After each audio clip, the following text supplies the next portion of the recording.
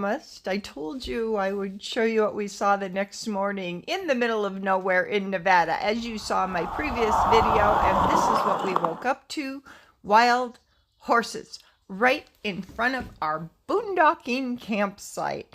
That was so cool because for years I have wanted to go see some wild horses. Well, this truly was an unexpected event. So here we are in northern Nevada, and we wake up from our boondocking where we really didn't even actually know where we were. We still don't know precisely where we were. So all in all, we saw a lot of wild horses throughout northern Nevada. Just for here, I don't know, I think a total of 18 or 19.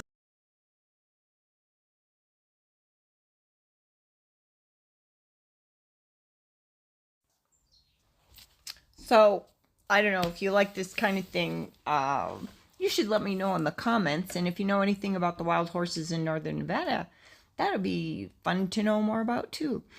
So, enjoy some of these scenes, and then we head on down Alternative Highway 93.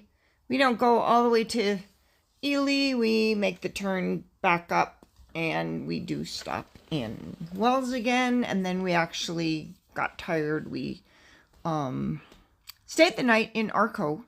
It was getting late, so we had to go in a KOA campground. We didn't know where we could park, so it's kind of a nice place. I show you some pictures of that too at the end of this video. So I appreciate you watching Travels with Lucky, and I don't know, I guess I should say subscribe if you haven't. You can get notifications. And now that we have our new rig, we're probably going to be doing some more fun stuff, making more videos.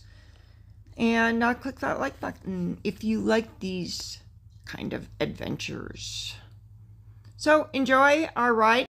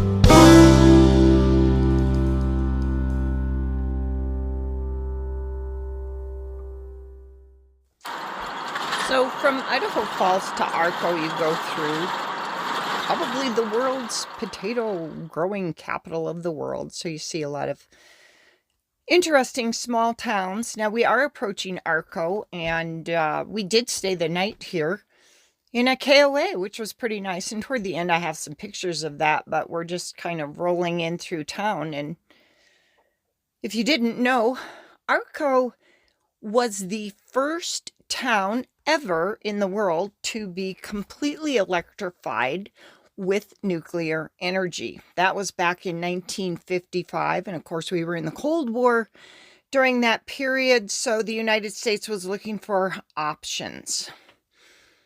It's a nice little town on that hill back there. There's all kinds of numbers along the hill, which is a little odd. But you know how the high school kids always like to put graduates of 2020 or whatever. And I'm just rolling here through the town so you can kind of see what's going on here. There's only about 1,000 people that live here. During the recent census, the population has decreased a bit. It is out in the middle of nowhere in Idaho, and there's a lot of strange kind of things going on because Idaho's, I forget what it's called. Oh yeah, Idaho National Laboratory. It's big operation. Before you get here, you see signs for it and out in the country there. But they do a lot of research for nuclear energy and other kinds of energy. So they employ over 6,000 people, actually. I imagine a lot of them work remotely, but that's kind of the big thing out there in that part of the country. Well, here we're just cruising around. We don't actually go through the whole part of Arco because mainly we were looking for a place to camp. It was getting dark. We weren't too familiar with the area, so we thought, well, all right, let's check out this KOA. And actually, it turned out pretty nice, and it's really a nice facility if you like camping in that way. So here you can see the town.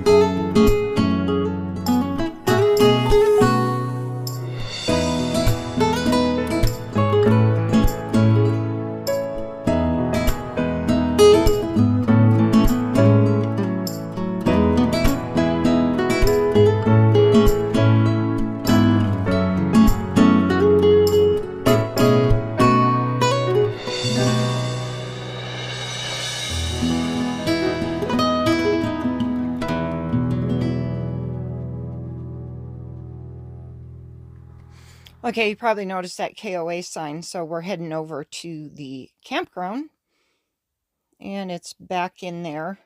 And this was kind of interesting here on the right. I think we're going to pass by it later. I have a picture of it, but every night at sundown, these two, I don't know, they're big buses or something, and they invite everybody over to sing the national anthem, and they've got speakers, and they project it pretty loud, and it's somebody singing the national anthem. I thought that was kind of cool.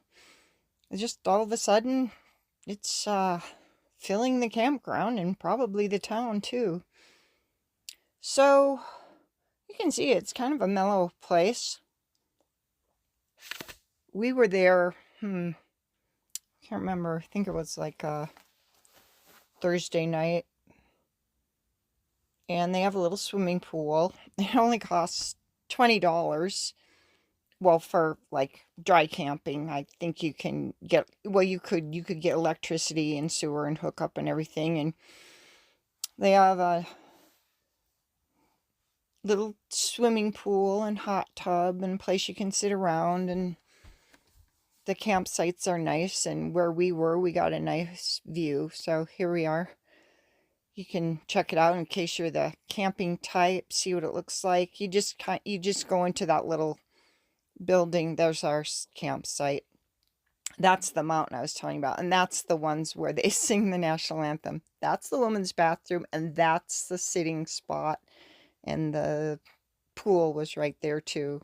So there you have it, the end of our adventure, our 4-day maiden voyage, Travels with Lucky. If you didn't see the other ones, check back and you'll see the other cool places we were staying.